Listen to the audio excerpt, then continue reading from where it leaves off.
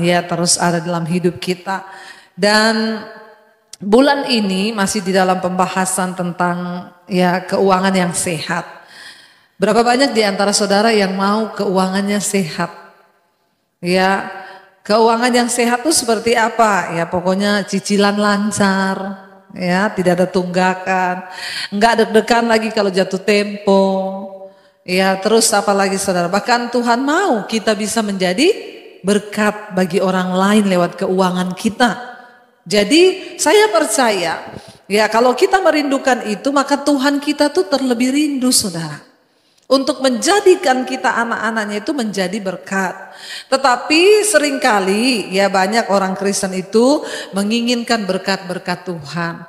Tapi seringkali kita lupa bahwa saya selalu mengingatkan kasih Tuhan itu tidak bersyarat. Tapi berkat Tuhan itu bersyarat. Artinya apa? Kalau kita buat dosa kita minta ampun, diampuni sama Tuhan. Enggak ada syarat. Tuhan bilang kamu harus cemplung dulu dirimu atau kamu harus beri ini dulu dan itu, enggak. Waktu engkau datang mengakui dosamu maka dia Bapa yang setia dan adil. Dia mengampuni kita. Tetapi untuk mengalami janji Tuhan itu ada syaratnya. Jadi ada yang namanya sebab akibat. Ada sebab maka ada akibat. Ya makanya firman Tuhan tuh kalau berkata begini, apabila engkau sungguh-sungguh mendengarkan perkataanmu, maka perjalananmu di dunia ini akan berhasil dan beruntung. Selalu ada sebab, ada akibat. Jika engkau sungguh-sungguh mendengar, maka itu akibatnya kan? Engkau akan diberkati hidupmu.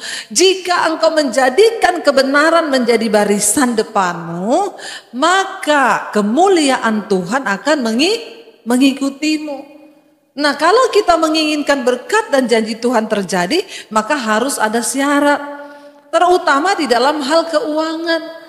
Kalau kita mau melakukan firman, maka Tuhan juga akan melakukan janjinya. Tapi banyak orang Kristen hanya mau janji Tuhan, tapi nggak mau melakukan perintah-perintah Tuhan.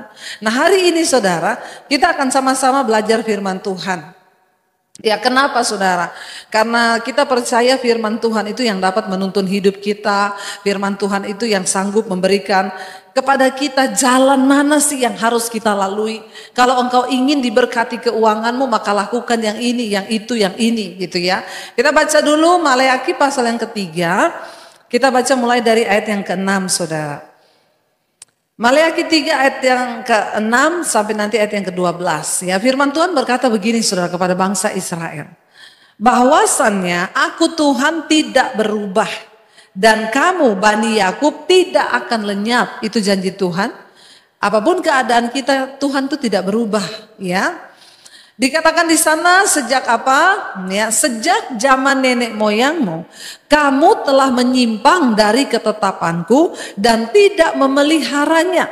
Kembalilah kepadaku, maka aku akan kembali kepadamu. Firman Tuhan semesta alam. Tetapi kamu berkata, dengan cara bagaimanakah kami harus kembali? Tuhan berkata, sejak dari zaman nenek moyangmu, kamu itu telah menyimpang. Ya saudara bisa bayangkan, bangsa Israel itu kan dipanggil keluar dari perbudakan di Mesir ya. Mereka keluar saudara, harusnya perjalanan hanya beberapa hari ditempuh. Besoknya itu sudah harus masuk ke tanah perjanjian. Karena mereka meragukan Tuhan, berkata bahwa di negeri itu banyak orang besar, kita tidak mungkin masuk. Bangsa itu semua pengen balik lagi ke Mesir. Tuhan murka dan Tuhan berkata, hari ini aku membatalkan, aku menangguhkan janjiku, kamu gak akan masuk. Kamu harus berputar lagi 40 tahun, padahal ini tinggal besok loh, udah mau masuk. Mereka harus berputar lagi 40 tahun. Dan ketika mereka berputar 40 tahun itu, semua angkatan di atas 20 tahun ke atas itu mati di padang gurun. Yang bisa masuk ke tanah perjanjian itu hanya yang 20 tahun ke bawah. Jadi itu dikatakan bahkan sejak dari nenek moyangmu kamu itu sudah menyimpang terus. Tuhan kan beri aturan. Ini yang harus kamu lakukan supaya hidupmu diberkati. Ini yang harus kamu lakukan, ini yang boleh supaya hidupmu begini, begini, begini. Kalau mereka taat, mereka akan mengalami janji Tuhan. Tapi Tuhan bilang, bahkan sejak zaman nenek moyangmu, kamu telah menyimpang dari ketetapanku dan tidak memelihara firman. Kembalilah kepadaku, maka aku juga akan kembali kepadamu. Supaya apa? Firman Tuhan bisa menggenapi janjinya. Tapi bangsa itu berkata, dengan cara apa? Bagaimana kami harus kembali? Emang apa yang sudah kami lakukan? Ya kadang-kadang kita gondok ya saudara. Kemarin ada seorang ibu konseling sama saya. Suami saya itu ya bu, dia itu udah selingkuh, dia begini. Lalu saya coba melepaskan pengampunan. Karena ibu berkata saya harus melepaskan pengampunan. Saya bilang sama suami saya mengampuni kamu. Dan dia dengan santai berkata apa? Loh emang apa yang aku buat? Terus lu harus mengampuniku? Gondok gak sama orang kayak begini saudara? Ya, dan lu merasa selama ini yang kamu lakukan itu gak salah. Ini yang terjadi dengan bangsa Israel. Tuhan bilang kamu harus kembali kepadaku. Mereka tanya dengan cara apa? Emang kami buat apa? Apa yang sudah kami lakukan sampai harus kamu kembali? Tuhan menjawabnya di sini begini saudara, ayat yang selanjutnya. Saya dikatakan, ya bolehkah manusia menipu Allah? Namun kamu menipu aku, kata Tuhan. Tetapi kamu berkata, dengan cara bagaimana kami menipu engkau? Yaitu Tuhan bilang apa? Mengenai persembahan persepuluhan dan persembahan khusus. Nah tema bulan ini keuangan yang sehat. Subtema hari ini adalah persembahan persepuluhan. Ya kalau saya sudah bicara begini mukanya jadi tidak enak semua pasti. Udah ngomong perpuluhan ini gak enak sekali ya. Mesem semuanya. Saya juga terintimidasi sebagai hamba Tuhan menyampaikan ini. Tapi kebenaran harus disampaikan. Karena kebenaran itu mengandung janji. Kalau kita mau lakukan diberkati. Enggak juga enggak apa-apa. Saudara tanggung sendiri resikonya. Ya, banyak yang datang kepada saya bertanya gini, Bu, perpuluhan itu kan zaman perjanjian lama Bu. Di perjanjian baru sudah enggak ada perpuluhan. Saya bilang sama Tuhan tuh enggak usah hitung-hitungan. Kenapa kita harus memberi perpuluhan? Untuk melatih diri supaya kita ini tidak tamak, enggak rakus akan uang, tidak mata duitan, dan tidak menjadi hamba uang.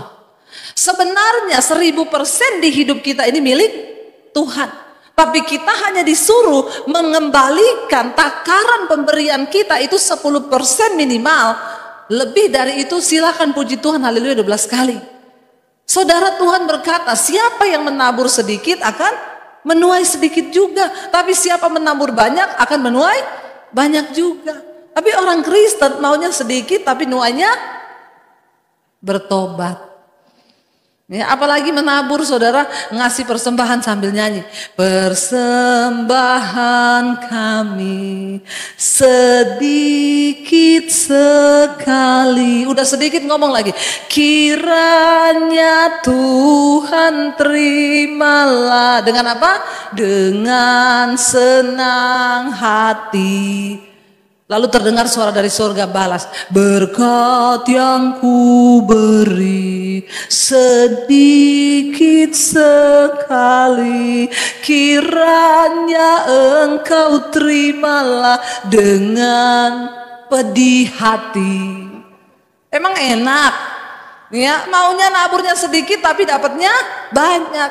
Giliran Tuhan bilang berkat yang ku beri sedikit sekali, terima itu dengan senang hati, maka kita nggak mau. Kalau engkau mau mengalami terobosan dalam hal keuangan, maka engkau harus belajar untuk menabur. Ini prinsip kerajaan Allah. Tapi banyak orang Kristen tidak mengerti. Ketika mereka terima duit, gaji langsung masuk rekening, masuk dompet, didoakan dalam nama Yesus, tidak keluar-keluar lagi. Ngaku aja ayo, iya kan? Kalau itu kita bertobat. Kenapa saya bisa bicara saudara? Karena saya sudah mengalami. Orang yang memberi, suka menabur itu tidak akan pernah berkekurangan. Dan kalau sehari-hari ini orang datang berkata, Bu, saya nih ya Bu, gaji saya 10 juta. Berarti saya harus kasih 10% itu 1 juta. Banyak amat Bu, saya 9 juta gak cukup loh Bu. Saya ada tagihan ini, tagihan itu, belum anak saya. Saya mau tanya saudara, gaji 5 juta cukup gak? Jujur, enggak ya? Gaji 10 juta, cukup lagi enggak? Enggak juga kan? Nanti gaji ditambah 15 juta cukup? Tetap enggak. Dikasih naik 20 juta cukup? Enggak. Karena manusia itu tidak pernah merasa cukup. Nah, kalau kita tunggu cukup baru kita belajar menabur, maka kapan kita mau menabur? Alkitab tidak bilang begini, kalau engkau sudah cukup, kalau engkau sudah berkelebihan, menaburlah. Enggak ada. Persembahan terbesar di Alkitab yang tercatat itu bukan dari orang kaya, tapi dari seorang janda miskin. Artinya apa? Persembahan itu lahir dari sikap hati. Dan Tuhan itu mencari orang-orang yang punya sikap hati yang benar. Makanya kalau orang datang berkata, Bu, saya kalau mau memberi segini, jujur loh, saya nggak cukup loh Bu. Saya bilang, enggak apa-apa. Jadilah sesuai dengan imanmu. Ya, makin bertambah kadar iman kita, maka makin bertambah juga perbuatan-perbuatan yang kita lakukan itu sesuai kehendak Tuhan, maka bertambah pula berkat. Saya nih bukan cuma bisa ngomong, ya pendeta bayar perpuluhan, nggak harus. Bukan berarti saya memberi lebih dari perpuluhan. Ya karena saya tahu semua di hidup saya itu Tuhan yang punya. Tapi kalau orang nggak pernah merasa cukup, ya dia nggak akan pernah belajar menabur. Saya ingat saudara zaman susah dulu. Saya sudah pernah saksikan di sini kan, ada orang datang pinjam 50.000. Dalam hati saya, kalau pinjam 25 kek, biar kita bisa bagi 2 gitu ya. Tinggal 50, dia pinjam 50 loh. 20 tahun yang lalu nih kejadian. Suami saya datang gini, tuh ada tukang jual soto di gereja, dia pinjam uang 50.000, anaknya sakit. Tapi kita punya uang tinggal 50.000, terus kita besok bagaimana? Suami saya bilang gini, kalau nanya aku ndak tak kasih loh. Karena kita juga harus berhikmat. Tapi kata suami saya kembalikan kepada kau saja. Karena kamu tuh yang lebih peka sama Tuhan. Imanmu nyampe, iman saya ndak nyampe, kata suami saya. Jadi terserah kamu mutusin apa. Ya saya waktu itu berdoa, saya masuk di kamar Tuhan. Tuntun saya apa yang harus saya putuskan. Saya juga nggak mau berhikmat. Nanti besok kalau ada apa-apa suami saya salahin saya. Karena dia sudah bilang dia kalau dia ndak kasih. Firman berbicara, kesusahan sehari, cukup untuk sehari. Besok itu ada kesusahannya sendiri. Nggak usah kamu pikir. Ya udah saya bilang sama suami, kasih aja, dia lebih butuh. Nah terus kita besok, Tuhan berkata kan, dia yang memberikan benih bagi para penabur. Kita ini cuma penabur, benihnya dari Tuhan. Belajar tabur saja. Suami saya tabur, nggak tunggu lama, besok juga langsung. Ada orang memberkati kamu 10.750.000. 20 tahun yang lalu. Itu banyak loh saudara. Dan itu saya cuma bisa meneteskan air mata. Saya bilang sama suami saya, kalau kemarin kita tidak menabur, mungkin kita tidak lihat loh berkat ini hari ini. Tuhan itu hanya melihat sikap hati kita. Ya kalau engkau hitung-hitungan dengan Tuhan, saya kan 10 juta nih Bu, sepersepuluhan 1 juta. Saya rasa sayang Bu, saya kasih 500 aja. Ya silahkan. Jadilah sesuai dengan takaran imanmu. Makanya banyak orang tidak pernah mengalami terobosan dalam hal keuangan. Karena engkau takut untuk melakukan firman Tuhan. Janji firman Tuhan itu berkata begini saudara. Kita baca ayat yang selanjutnya. Tuhan berkata begini saudara kepada bangsa ini. Ya, dia bilang, kamu bertanya bagaimana kami harus kembali kepada Tuhan. Ya firman Tuhan berkata begini, bolehkah manusia menipu Allah, tapi kamu menipu aku. Ya dengan cara apa? Mengenai persembahan persepuluhan dan persembahan khusus. Kamu telah kena kutuk, ini yang Tuhan ngomong. Tapi kamu masih menipu aku. Ya kamu seluruh bangsa. Mereka ini sudah kena kutuk. Tanda-tanda orang kena kutuk itu apa? Nggak pernah cukup hidupnya. Keuangannya nggak pernah cukup. Menderita terus. Coba cek saudara. Jangan sampai keuangan kita sakit karena kita ini ternyata hidup di bawah kutuk. Sebab apa? Kita nggak setia melakukan apa yang Tuhan suruh. Dikatakan kamu seluruh bangsa ini sudah kena kutuk. Dan ayat yang berikutnya berkata, Tuhan bilang begini, bawalah seluruh persembahan persepuluhan itu ke dalam rumah perbendaharaan supaya ada persediaan makanan di rumahku dan ujilah aku. Firman Tuhan semesta alam, apakah aku tidak membukakan bagimu tingkap-tingkap langit dan mencurahkan berkat kepadamu sampai berkelimpahan. 12 suku bangsa Israel Yang 11 suku mendapatkan bagian tanah. Mereka hidup dari pertanian, perkebunan, peternakan. 11 suku boleh bekerja. Tapi satu suku, yaitu suku Lewi, tidak mendapat bagian tanah. Mereka harus melayani Tuhan sebagai imam. Yang 12 suku ini disuruh bayar perpuluhan. Untuk apa? Supaya Lewi, hamba-hamba Tuhan ini bisa hidup dari perpuluhan mereka. Ya, nah kalau mereka tidak memberi perpuluhan, lu terus dari mana ini perawatan bait Allah pada waktu itu? Dari mana ini orang-orang Lewi akan hidup pada zaman itu, saudara? Jadi Tuhan mengharuskan 12 suku ini, 11 suku itu bekerja, lalu persepuluhan harus mereka bawa ke rumah Tuhan. Untuk apa? Supaya hamba-hamba Tuhan itu bisa makan dengan layak. Lalu saudara, Tuhan bilang kepada mereka, uji aku, uji. Bawa seluruh persembahan persepuluhan itu ke dalam rumah perbendaharaan, ya, dan aku akan membukakan bagimu tingkap-tingkap langit dan mencurahkan berkat kepadamu sampai berkelimpahan. Kalau kita melakukan firman, berkat tercurah dari langit karena tingkap langit terbuka. Anda tidak melakukan firman, Tuhan berkata langit di atasmu menjadi tembaga, sehingga berkat Tuhan itu tertahan atasmu. Bahkan engkau menabung di dalam buli-buli yang berlubang. Nabung di buli-buli yang berlubang, habis terus jatuh. Lalu Tuhan berkata begini, saudara. Kalau kita benar-benar mau menabur, saudara, Tuhan janji yang pertama, waktu kita taat, dikatakan, aku akan mencurahkan bagimu berkat dan membukakan bagimu tingkap-tingkap langit. Saudara, dalam hidup ini banyak hal yang bisa terjadi tanpa kita duga, tanpa kita sangka. Berkat Tuhan itu banyak yang terjadi lewat mujizat demi mujizat. Saya mendengar banyak orang bersaksi ketika mereka berani melakukan firman. Tuhan bukakan pekerjaan-pekerjaan yang tidak mereka duga. Tuhan berikan kepercayaan-kepercayaan besar. Karena itu jangan pernah ragu kepada firman Tuhan. Waktu engkau sungguh-sungguh percaya pada Tuhan, percayalah dengan segenap hatimu. Jangan engkau percaya kepada Tuhan, tapi engkau juga percaya kepada sesuatu yang lain. Di dalam dunia ini, saudara, orang itu kalau nggak ikut Tuhan, ya ikut dunia. Orang dunia yang dia cari di dunia ini nomor satu apa? Uang. Tapi kita yang percaya Tuhan, nomor satu yang kita cari apa? Tuhan dan perkenanannya. Tapi yang saya temui banyak juga orang yang mengaku Kristen, masih nomor satu mencari uang. Sehingga rela menghalalkan segala cara untuk mendapatkan uang. Padahal kalau engkau cari Tuhan, Tuhan itu sumber segala-galanya. Engkau cari Tuhan, engkau dapat uang, saudara. Karena Tuhan yang sanggup membukakan pintu berkat. Tapi engkau cari uang, belum tentu engkau dapatkan Tuhan. Orang yang hanya fokus cari uang tidak mungkin memperoleh Tuhan di dalam hidupnya. Makanya Yesus berkata dalam Injil Matius pasal yang ke-6 ayat 24. Coba kita lihat. Injil Matius pasal yang ke-6 ayat 24. Di sana Yesus berkata begini, saudara. Ya, tak seorang pun dapat mengabdi kepada dua tuan. Karena jika demikian, ia akan membenci yang seorang dan mengasihi yang lain. Atau ia akan setia kepada yang seorang dan tidak mengindahkan yang lain.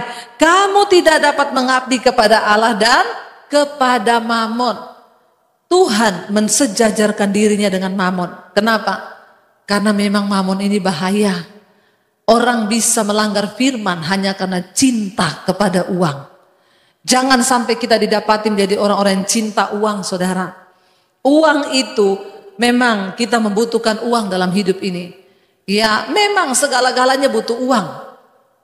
Ya, tetapi uang itu bukan jalan satu-satunya untuk kita ini diberkati di dalam hidup kita. Tuhanlah segala-galanya yang sanggup memberkati. Ada yang bilang, Bu, memang uang bukan segala-galanya. Tapi Bu, ya uang itu memang tidak dibawa mati. Tapi Bu, nggak ada uang bawaannya mati. Ya, bertobat saudara. Kita nggak bisa mengabdi kepada dua tuan, pada Allah dan pada Mamon. Kalau engkau disuruh memilih melakukan firman, memberi persepuluhan dari hatimu, dan engkau memilih untuk aduh sayang ya, kok yo gede ya perpuluhannya ya. Waktu diberkati 10 juta, persembahannya perpuluhan hanya 1 juta kecil. Naik berkatnya jadi 20 juta, berarti ngasihnya 2 juta. Aduh kok mulai gede ya. Dikasih 100 juta, perpuluhannya berapa? 10 juta. Aduh kok gede banget ya. Hatinya mulai goyah. Tapi orang yang mencintai Tuhan, dia tidak pernah hitung-hitungan. Kenapa? Karena 1000% di hidup kita ini semua milik Tuhan. Bahkan nafas pun kita pinjam dari Tuhan. Jangan tunggu cukup dulu saudara. Karena kita tuh tidak pernah ada cukupnya. Ya. Lalu ayat ini berjanji, Tuhan berkata kembali ke Maleakhi pasal 3 tadi. Ya, ayat yang ke-11 sekarang dikatakan di sana apa yang Tuhan katakan. Kalau engkau menabur, ya engkau akan diberkati. Yang kedua janji firman Tuhan dikatakan apa? Aku akan menghardik bagimu belalang pelahap. Supaya jangan dihabisinya hasil tanahmu dan supaya jangan pohon anggur di padang tidak berbuah bagimu. Firman Tuhan semesta alam. Saudara, ya seringkali yang namanya belalang pelahap itu saudara ya. Belalang pelahap itu kalau zaman dulu itu ladang kebun itu ada yang namanya belalang memakan hasil panen. Kalau zaman sekarang kita bukan lagi kebun kan. Ya yang kayak tadi saya bilang penghasilan 10 juta persepuluhan 1 juta. Karena sayang nih ya, sayang aku beri setengah aja bu. Lalu datanglah belalang pelahap. Tiba-tiba bulan ini kita sakit atau anak kita sakit. Lalu kita ke dokter saudara. Kita keluarin uang 1,5 juta untuk biaya dokter dan obat. Lalu bulan depan mobil kita disenggol orang, kita harus ke bengkel. Ini adalah contoh belalang-belalang pelahap. Waktu kita hitung-hitung, lah untuk rumah sakit dokter 1,5 juta. Kemarin asuransi mobil saya keluar 500.000. Ini aja sudah ternyata lebih besar dari perpuluhan. Saudara, ketika engkau memberikan bagian Tuhan, Dia berjanji Dia akan melindungi kita dari belalang-belalang